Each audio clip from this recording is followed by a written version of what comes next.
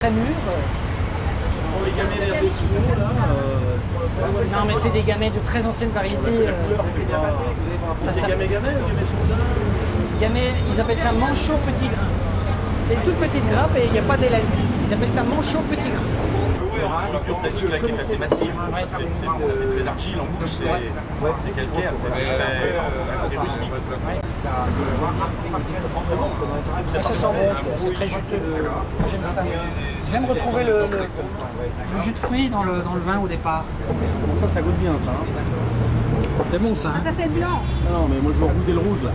Ça c'est Saint-Romain ou c'est celui de la... Non, ça c'est le Bourgogne qui est sur Saint-Romain. Non, il y a un côté vraiment croquant qui est... Voilà. Mais les fruits sont magnifiques, moi j'ai jamais vu les raisins pareils. C'est très fin.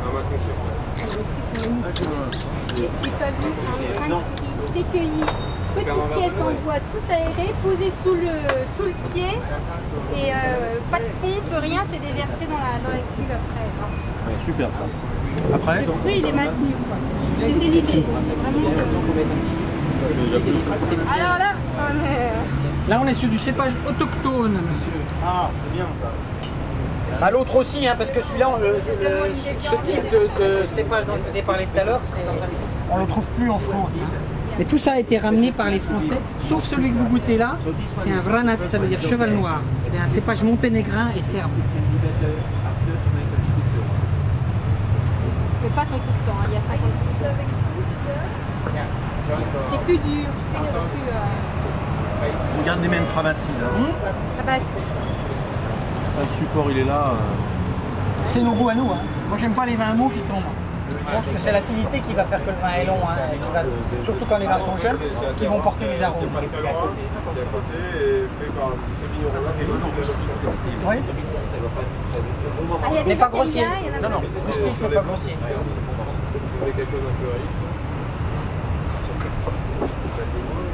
Ah tiens, c'est Cyril qui Cyril de...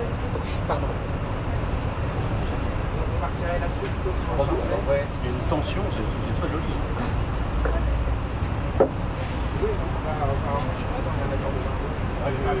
C'est jeune, c'est quoi ça? 2008, hein, tout 2008. Ouais. Ça, 4-5 ans, ça va être assez rigolo, même si ça goûte bien. Ça a plutôt une préhension à lire déjà.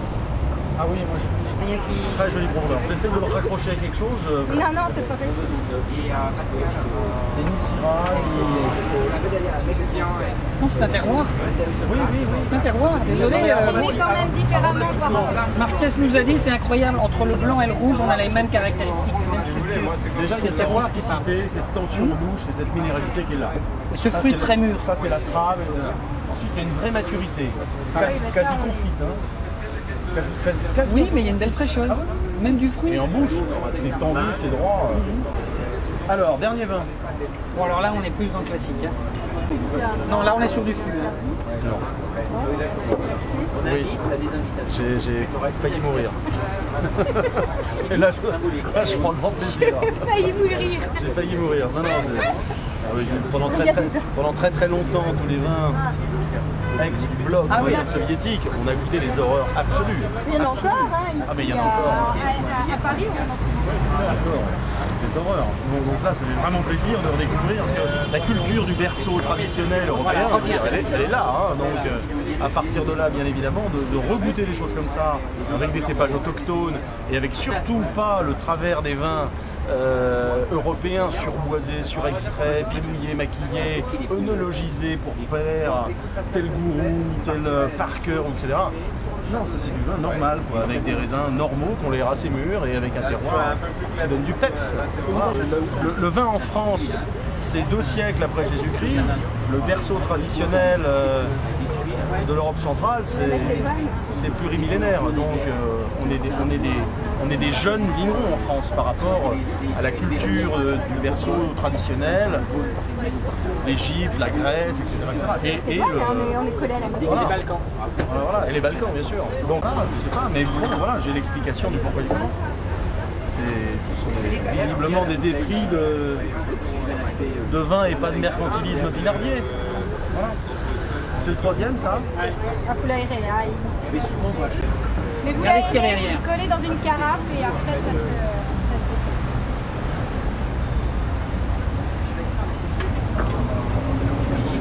C'est magnifique. C'est beau, hein? Magnifique. Faut laisser le bois seul. Il est plus gênant au nez, le bois neuf, qu'il ne l'est en bouche. Ouais, mais vous le mettez, je vous le dis, vous le mettez dans une carafe. Je suis sûre qu'il va partir. Ça peut pas être autre chose. Je connais peu de vignerons depuis une trentaine d'années qui arrivent à faire confiance 100% à un tonnelier. C'est extrêmement délicat, sauf si on s'appelle la Romanée Conti. Voilà. Et ils viennent de là, les filles. Hein? Ils viennent de là, les filles. De chez François? Non, de la Romanée Conti. Qui c'est qui les donne, Environ ou Vert? Non, c'est Bernard. Moi, j'ai travaillé un an à l'Armée Conti. Ah bon? Je peux remonter la chose là? Le bois de François. L'histoire de ce magasin, mais bon, c'était un magasin un peu symbolique. Notre spécificité pareil. en matière de vins étrangers, c'est de trouver du l'autochtone, comme disait le film de Marcel Pagnol, de l'authentique. On essaye de surtout pas retrouver dans les vins dits étrangers, fussent-ils serbes, espagnols, etc., les cépages dominants mondiaux que sont Chardonnay, Sauvignon, Cabernet, Merlot, avec un boisé intégré, avec ci, avec ça. On s'en fout. Nous, on veut vraiment trouver des gens, qui soient français, serbes, on s'en fout royalement, avec des vins qui parlent, avec une identité terroir, géologique, avec des vins qui renvoient du minéral, avec des cépages autochtones, abandonnés, pas connus. Voilà, ce qui nous intéresse, c'est le conservatoire national de tous les cépages oubliés. Ça, c'est intéressant. Donc là, c'est exactement ça. Et puis, bien évidemment, avec notre cahier des charges propre à Auger, il n'y a aucun vin qui est goûté ici si c'est pas vendange manuelle minimum. Tout ce qui est vendange mécanique, je ne goûte pas.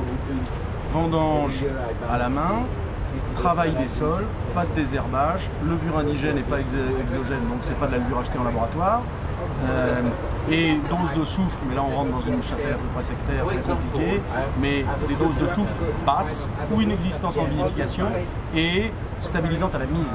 Voilà, c'est notre cahier des charges mentales ici. Ce qui permet de faire quoi? De faire des vins digestes? C'est des vins torchables. Voilà, torchables, digestes. C'est comme dit mon ami Noun, à deux, la bonne taille c'est le magnum, surtout quand il y en a un qui ne boit pas.